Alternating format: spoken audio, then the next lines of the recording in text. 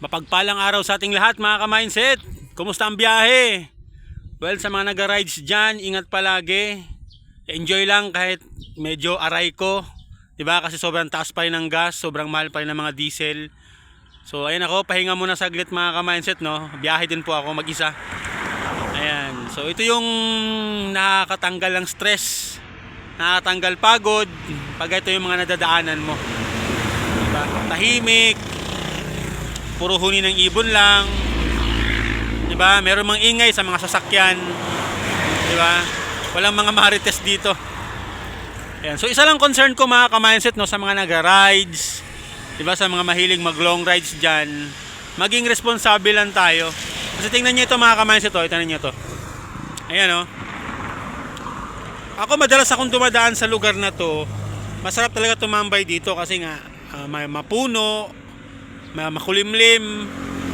Pero 'di ba, napapansin ko rin ang dami ng basura. Meron pa dun sa unahan, no. Yan. So meron pa mga basura, ang dami. Plastic, 'di ba? Kung ano-ano pa mga naiwang kainan, inumin. 'Di ba, plastic po 'yan, may mga diaper pa. 'Di ba, may milk tea, may mga cup. Diba? So, syempre, mga ka-mindset, no, although hindi man talaga yan makaka-apekto directly, pero ang pangit kasi tingnan. Diba? Ang ganda ng kapaligiran natin, ang ganda ng kapaligiran na yung nadadaanan, pero pumapangit dahil sa basura. Ayan, oh. May check and joy po. Check and joy. Ayun, may Aloka Coke. Diba, yun lang, maging responsable lang tayo. Basura nyo, tapon nyo na lang. O hindi kaya, dalhin nyo na lang. Ibulsa nyo. Ngayon kung may sasakyan man kayo, lagay nyo muna sa compartment, sa bag ninyo. Kung sa motor naman, di ba, bitbitin nyo muna, tapos pag nakakita ka ng malapit na basurahan, saka nyo itapon.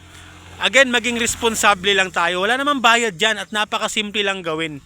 Para din sa atin yan mga ka-mindset, una-una nakakatulong na tayo sa kalikasan, nakakatulong na tayo sa kapaligiran, di ba, iwas pa yung mga baha, o anumang magiging sanhi ng mga plastic, ng mga basura na itatapon natin. So sayang kasi yung view, 'di ba? Ayun, oh, ang ganda ng view dito 'yon. Yung Bulkang Mayon mga ka-mindset, oh.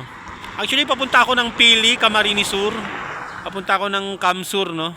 Papunta ako ng regional office namin, may managers meeting.